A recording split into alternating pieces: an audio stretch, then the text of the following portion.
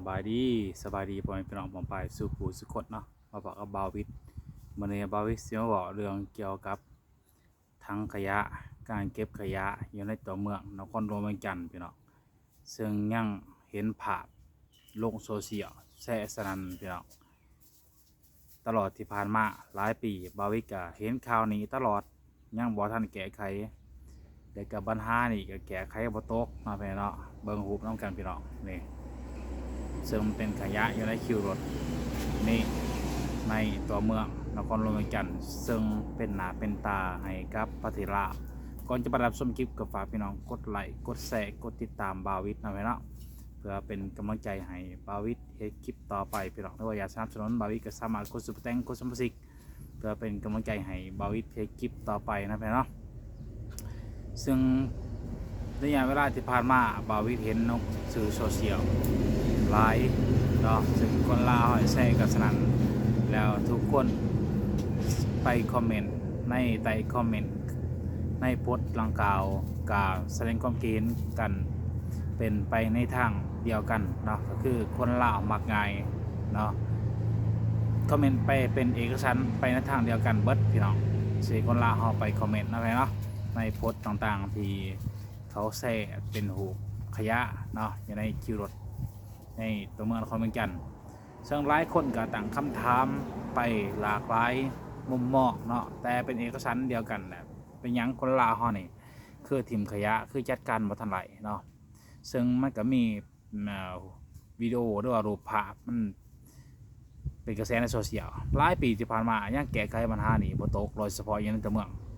เวียงจันทร์นะพี่น้องพี่น้องมีความคิดเห็นอะไรสามารถแสดงได้นะพี่น้องอยากเปลี่ยนความคิดเห็นกันนะพี่น้องประเทศลาวเฮานี่หลายคนก็บอกว่าเป็นหยังคือจัดการบ่ทันไหลเนาะบาวิทคิดว่า1หลักๆเลยก็คือกฎหมายต้องใส่กฎหมายเพราะว่าในกฎหมายบ้านเฮานี่มันบ่เข้มงวดมันบ่เอาจริงเอาจังก็เลยเฮ็ดให้คนลาวเฮานี่บ่เก่งกว่าต่อกฎหมายในข้อนี้นะในข้อแต่ว่าถิ่มกินยาซะใส่เนาะบ่ปรับหมายอย่างจริงจังอีหลีนะแต่ก็ออกกฎหมายมาเพื่อบรรเทามันกฎหมายเล็กๆน้อยๆนี่ออกมาไผถิ่มเนี่ยจะถูกปรับไหม100,000 กีบต่อครั้งบ่ถ้าว่าพบเห็นล่ะก็ออกกฎหมายมาให้พ่อแม่พี่น้องเฮาได้ปฏิบัติเนาะหรือว่าในทางโรงเรียนเนาะทางโรงเรียนหรือว่ามัธยมบ่ก็ดีประถมก็ดีอนุบาลก็ดีได้ออกกฎตัวนี้ไปให้เขาโย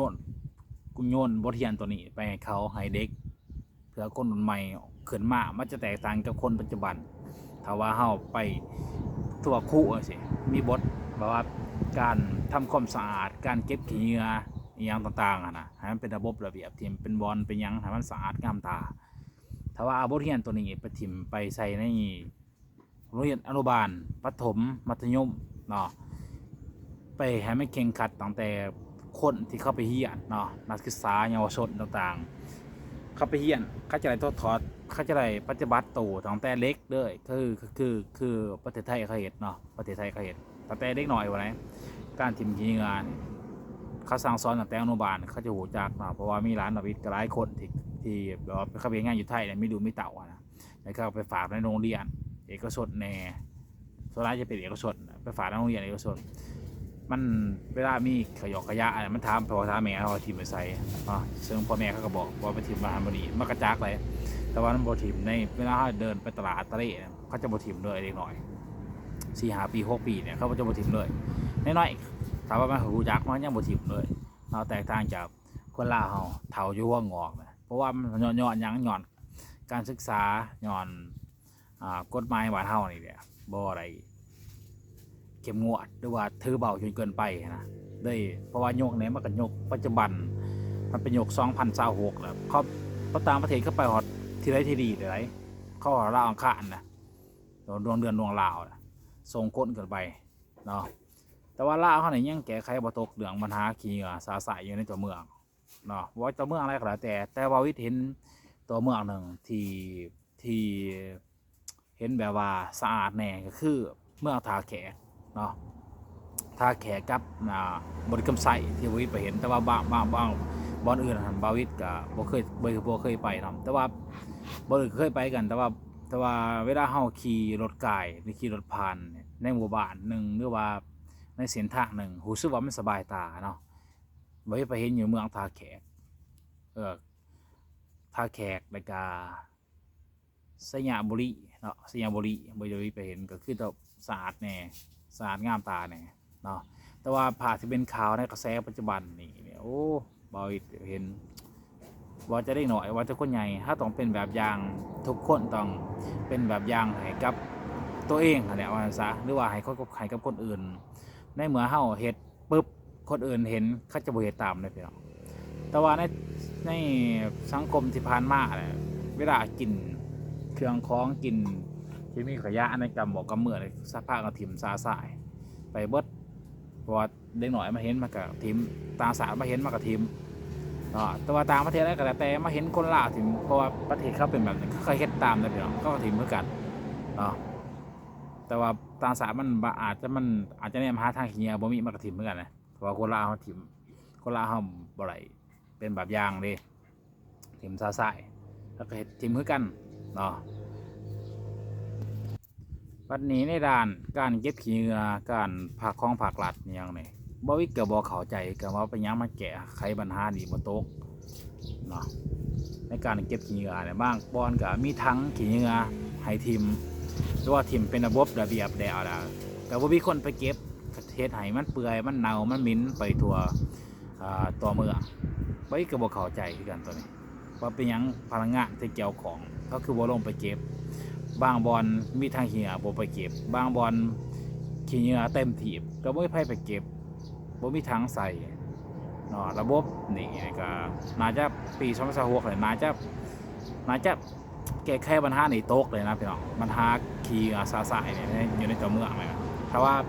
อยู่บ้านนอกเฮาก็บ่ว่าหรอกเนาะเฮาแก้ไขในตัวเมืองก่อนแต่คอยทยอยออกมาว่านอกก่อนหน้าเฮาแบบเป็นออกมาเป็นกฎหมายฉบับ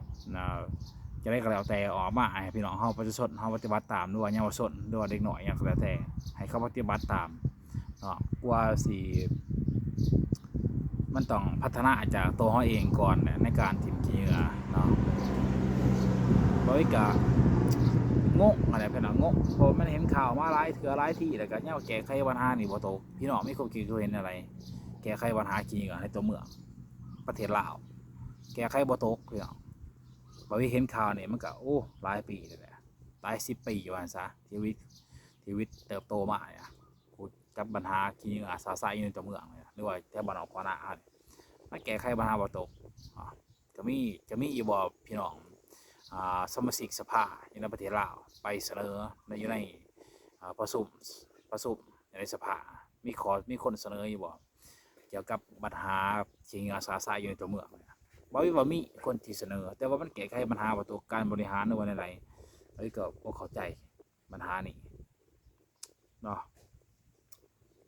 อาจจะเป็นเพราะกฎหมายอ่อนแอนี่ถ้าว่ากฎหมายว่าเข้มงวดคักแน่มีปฏิบัติตามกฎหมายคักแน่อย่างนี้กฎหมายเข้มประชาชนเขาก็สิย้านดอกเขาสิย้านเขาสิบ่เฮ็ดถ้าว่ากฎหมายมันเข่งอะไรถ้าว่าเอาจริงเอาจังไอ้ดีย้อยนะเรียบร้อยเลยถ้าว่ากฎหมายเข่งขัดเนาะก็สิประมาณนี้พี่น้อง F4 ฝั่งลาวฝั่งไทยมีความคิดเห็นอะไรก็สามารถคอมเมนต์มาพูดคุยกันได้นะพี่เนาะแสดงความคิดเห็นว่าสิแก้ไขปัญหานี้จังได๋เพราะว่าต่างชาติเขาได้ไปไกลนะตัวอย่างว่าประเทศไทยเนี่ยบ่วิขี่รถตั้งแต่มุกดาหารข้ามด่านมุกดาหารสวรรณเขตข้ามไปประเทศไทยจนขี่รถฮอดกรุงเทพบ่ค่อยเห็นมีขยะอะไรพี่น้องในถนนหนทางแม้ว่าเป็นทางเดียวบ่มีเพื่อนโคตรนี่หยังทางเดียวทางอันนี้เนี่ยไกลๆเนี่ยบ่มีเพื่อนก่อคนกดในแคมทางแคมถนนบ้านเขายังบ่ค่อยมีขยะหรือว่าเป็นขยะทงหยอดทงยางหุงถีบอยู่บ่มีเลยแถวบ่มีเนาะถ้ามีบ่เกิน2 สิ่งแต่มุกดาหารฮอดกรุงเทพเนาะชีวิตเคยเดินทางไปมาตลอดนะบ่ค่อยมีเนาะแต่ว่าในประเทศลาวเฮานี่ก็มีแต่ท่าแขกกับสยามบุรีที่วิทย์ไปเห็นก็ถือว่าในระดับหนึ่งว่าซะที่เขาเฮ็ดหลายแต่ว่าอยู่ในตัวเมืองอื่นก็ยังปรับปรุงบ่ทันได้เลยก็สิประมาณนี้ฝากพี่น้องกดไลค์กดแชร์กดติดตามบ่าววิทย์เนาะเพื่อเป็นกำลังใจให้บ่าววิทย์เฮ็ดคลิปต่อไปพี่น้องสบายดี